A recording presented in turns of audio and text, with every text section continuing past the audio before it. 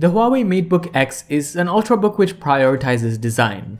Priced at 5,499 dirhams, it gives you a fairly minimal unboxing experience, with the device first up and then some other accessories. Included is a 65-watt charging brick which is nice and compact, and in another box you find some paperwork, a Type-C to Type-C USB cable to charge the device, and quite a handy Type-C USB adapter. The notebook itself is extremely compact and has this gorgeous forest green color finish in our case.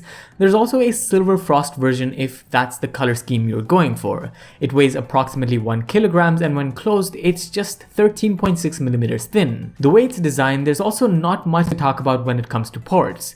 You get a Type-C USB port on either side of the machine supporting DisplayPort, data transfer and charging, with the left edge also housing a 3.5mm headphone jack. For things like a Type-A USB port, Ethernet, etc, you'll need a separate dongle, and to be fair, the included one out of the box does give you some of those ports, but you can never have enough dongles. Regardless, the I/O and sleek design makes the MateBook X something you take around with you and not a product that you want sitting around in one place. Opening it up, you find a 3x2-inch 3K panel with a 90% screen to body ratio. We feel it's awesome for multitasking with more than 2 applications given the way it's designed, and you also get a good 400 nit brightness for outdoor visibility. Of course, multimedia will still have those black bars unless you're watching native 3x2 content, but generally the experience is nice. It also helps that the MateBook X comes with 4 stereo speakers, which are plenty for movies, video, and music. The screen's touch support gives you this added flexibility whenever required, but one improvement we'd suggest is a full 180 or even a 360-degree hinge to make this interaction a bit more intuitive. It pairs well with Huawei's ecosystem, and to be honest, this is the best part about the machine. For instance, you could use a Huawei smartphone like the P40 Pro for multi-screen collaboration and interaction like transferring files or copy-pasting text. It's also nice to be able to game in a similar manner, and I wish this was possible with other smartphones and not just Huawei ones, because currently Huawei ones are a bit difficult to recommend.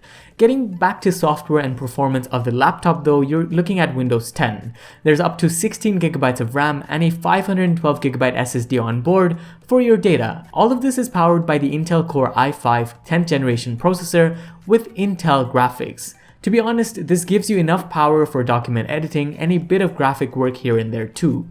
Do not expect buttery smooth video rendering, but if you find yourself in that situation, the machine can scrape through it, although it's at the expense of high chassis temperatures, which we also noticed during photo editing, just some regular document editing, and charging. We also wouldn't recommend this machine for gaming, but lightweight games like Among Us or Fall Guys should still be possible. Tying the experience all together, we come to the machine's keyboard, trackpad, and security. It sports a nice and well laid out keyboard and is fairly tactile and easy to get used to even for a chiclet style.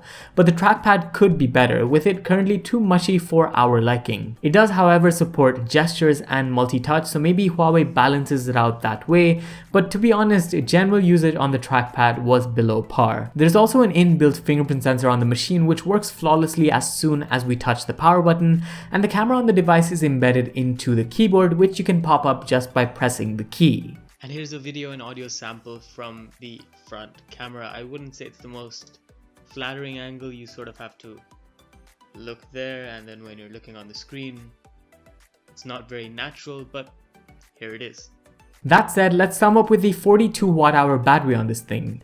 It takes about 2 hours to fully charge, but once it's there, you get some reliable performance. For light spurts of work, it's quite fantastic and you barely have to remember to charge it. Even if you find yourself in a position to charge, it's nice that the charging accessories are so portable. But of course, with such strong battery backup and specifications to go with it, the MateBook X isn't particularly affordable at its price tag unless you are really looking for a Huawei laptop or you're looking for something that comes close to Apple's MacBooks with Windows support.